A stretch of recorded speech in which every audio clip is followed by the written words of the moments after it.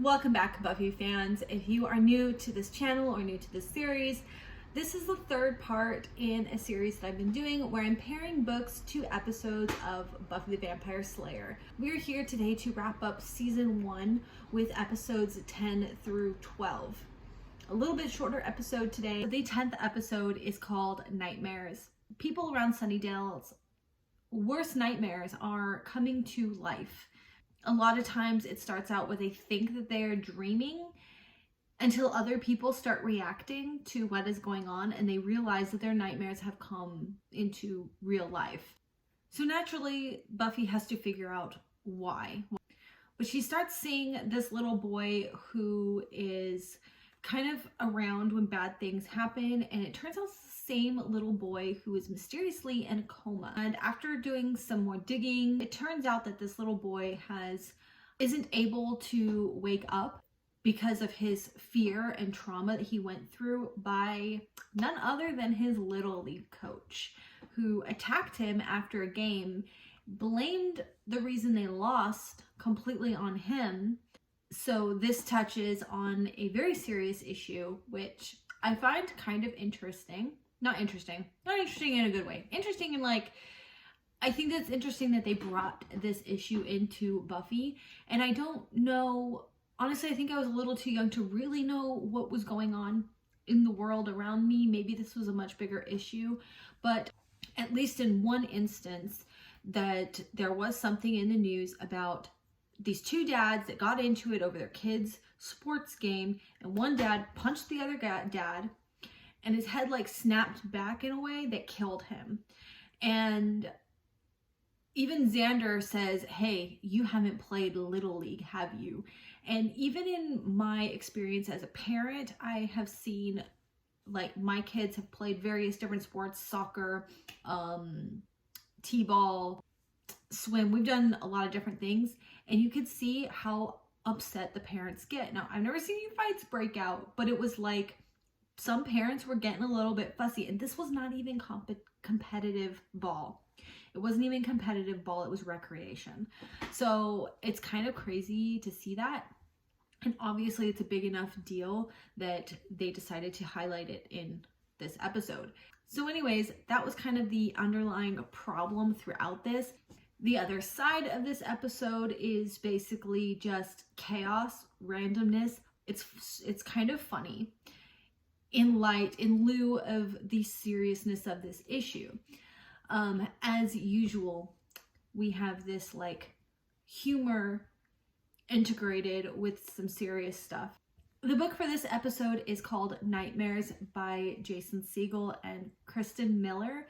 Unfortunately, this is a book that I have not read. I really try to stick to books I've actually read, but I read the review for this book and now I definitely want to read it. It is a middle grade book, but it's essentially the perfect book for this episode because it's exactly that, where nightmares come into existence. I really like this episode because just the chaos, just the absolute pure chaos is funny. And while there's a lot of serious stuff in this, there's also some really funny moments. And there's so much going on. There's glimpses into the backstories of some of our characters, and just knowing what their greatest fear is kind of gives us a lot of insight into their personality, their traumas, their insecurities. There's some other characters that kind of get their little spotlight as well. For instance, Cordelia, and she becomes more of a prominent character as the series goes on. But at this very time in the season, she's only had a few moments, and you really kind of don't like her. She's the mean girl, right? In this episode, Cordelia's worst nightmare is having a bad hair day, and she's got just this crazy hair. And oh my gosh, I'm not even gonna lie, I feel so bad for her. Even if she is a mean girl, I know how having uncontrollable hair is. Right now, my hair is, I can get out of the shower and my hair will almost dry like this. But when I was a kid, I had just uncontrollable frizzy hair.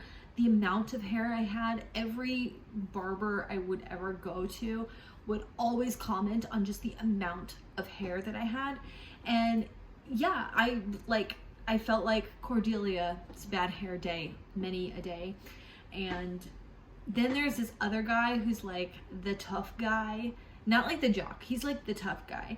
And his worst nightmare is having his ma come down to the school. This one's really touching in a more serious manner for Buffy and Giles' relationship, because their nightmares kind of mesh into one, and they're again like two sides of the same coin kind of. First of all, we have this funny little setup.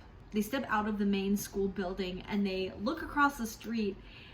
Willow's like, and yeah, oh no, Willow is like, when did they put a cemetery across the street? And then Xander is like, yeah, and when did they make it night over there? So they go over there to investigate, and Giles is standing over Buffy's grave, and he is feeling like the worst watcher.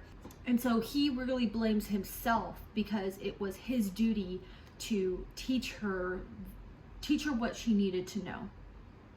But then she emerges from the dirt and she's a vampire. Realized that her biggest nightmare, or her worst nightmare, was her becoming the very thing she is supposed to kill. And then we have this little humorous moment, interlude here, where she's like, well, we better hurry up because I'm getting hungry. And of course, all the humans standing around are like, oh God, because they also know she's not just gonna be an ordinary vampire, she's a slayer who's a vampire. So it's like extra vampire powers plus Slayer vampire powers. So you're talking about your ultimate vampire here. They're all dead if she really got hungry. And you know, as I was putting this video together, it just occurred to me that still, the ultimate hero, the ultimate protector, she comes out and she has a moment where she's about to have a breakdown because she's a vampire and she is dead, but she still puts humanity first. And she decides that no matter what happens with her, she needs to save the rest of the world. And that becomes her first priority. So just again, how much I love Buffy. Episode number 11 is called Out of Mind, Out of Sight. And it is no coincidence that out of sight, out of mind is twisted to be out of mind, out of sight.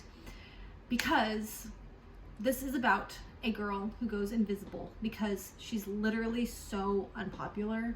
People do not see her even when she's standing right in front of her. She is ignored. And she blames this on Cordelia.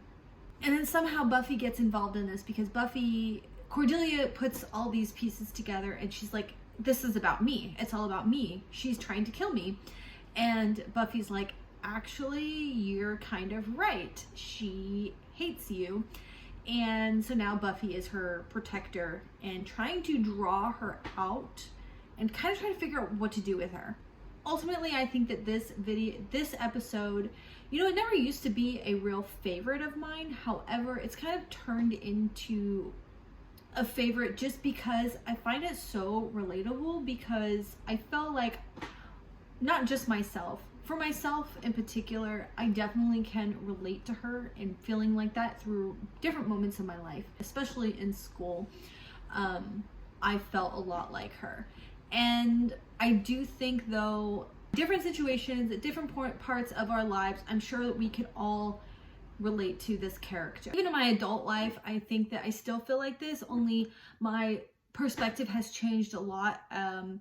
You know, as you mature, you realize that there are just different personality types and you kind of figure out where you fit in. And you figure out what you want out of life, and you don't keep trying to be something that you're not. You become more accepting of, you know, just who you are. When you are a kid and you're going through that developmental phase where you think like you want to be this person that you admire, or you just at least want to be seen by these people that you admire, and they don't see you, it's very lonely, isolating, and it leaves you with a lot of turmoil. I have really learned to love this episode just because I feel like it's really important. I also love the ending of this episode. It's really funny because finally these guys in black come and take her away, put her in a school for assassins with all the other kids who have been through the exact same thing. That's kind of the first time really that the outside world of Sunnydale kind of gets involved. The book for this episode is The Invisible Life of Addie LaRue by V. Schwab. This was such a good book, and I feel like it's a perfect pairing with this. In this book, Addie is speaks to this. She's supposed to get married to a guy that she does not want to get married, and she ends up going to talk to this witch who curses her. First, it's great because she gets out of this marriage, right? But she basically is immortal. She can live forever, but she also is cursed that no one will actually remember her. So as soon as she leaves their eyesight, if she comes back, they won't remember her. So throughout the years, she also realizes that how isolating and lonely this can be, until she goes into a bookstore. I guess she had stolen a book, because you can imagine that it would be very hard to have a job if your boss doesn't remember they hired you the next day. So she does have to do a lot of kind of shady things in order to kind of get by and survive and stuff like that. So she like ends up stealing this book from this bookstore, and then she goes back, and the guy remembered her. It's the first and only time this has ever happened. So then we kind of start that story's plot and how that all happened. But yeah, this fits this episode perfectly, because if you can't be remembered, it's almost basically the same as being invisible. The last episode and the finale of season 1 is The Prophecy Girl. Giles ends up discovering a prophecy that Buffy will face the Master and she will die. It's written thousands of years ago in this ancient old book that the Slayer will die when she faces the Master. So that's how these prophecies go. Hold on. Sorry. Incoming messages that are important. I can't delay.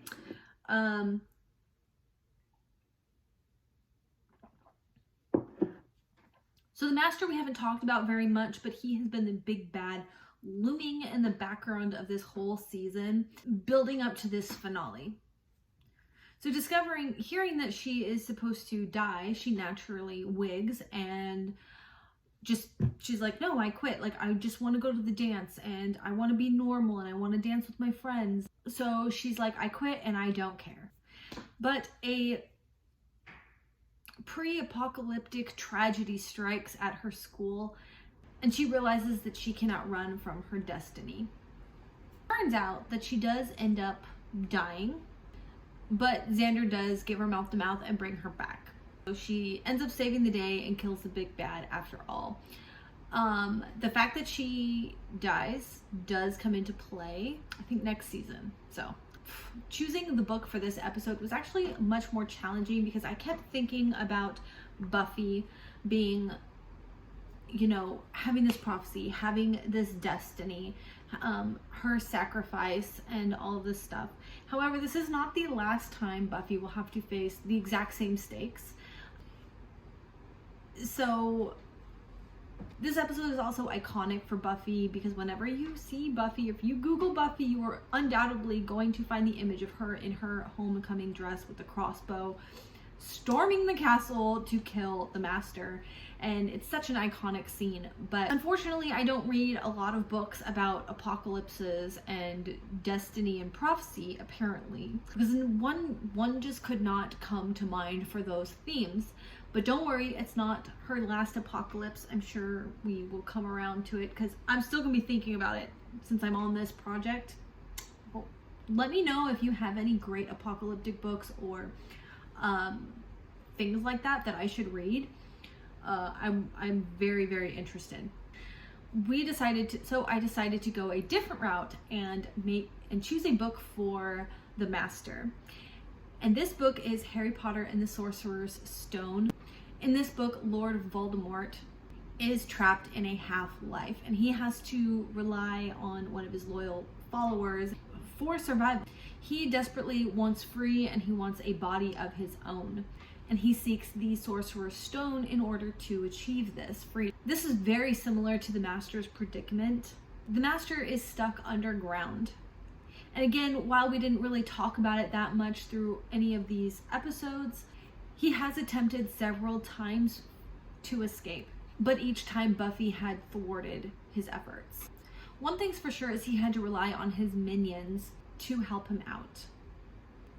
In the first episode, where you kind of see the master, Darla, and Darla, I don't mention all of our bad guys' names because a lot of them are just here for a few episodes, but Darla is a very interesting character. She will come up many times and she has a very long history.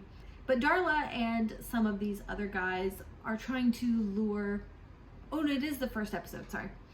In the first episode, Darla and some of these other vampires that are with her try to lure some humans underground to the master so that he can feed. Another time he sends a very powerful vampire named Luke to the surface, and he kind of bestows him with this ability to kind of be a vessel. So whatever Luke himself eats, the life essence or whatever, is also funneled through to the master, which could be an attempt to help free him. Of course, Buffy saved the day in that respect as well and killed Luke. Actually, in this finale, she wasn't entirely successful. However, it's ironic that his way to get out was to feed off of Buffy. So if she had never been down there, he might not have been freed, because it was her blood that he fed off of that allowed him to be freed.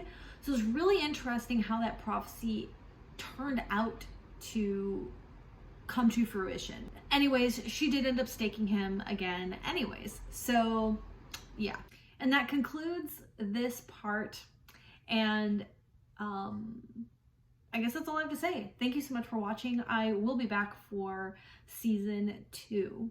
I think I have it planned to break it up into 3 parts again. Season 2 has 22 episodes, whereas this only had 12 episodes. So we'll just have to see how that works out. But thank you so much for watching, and we'll see you next time. Bye.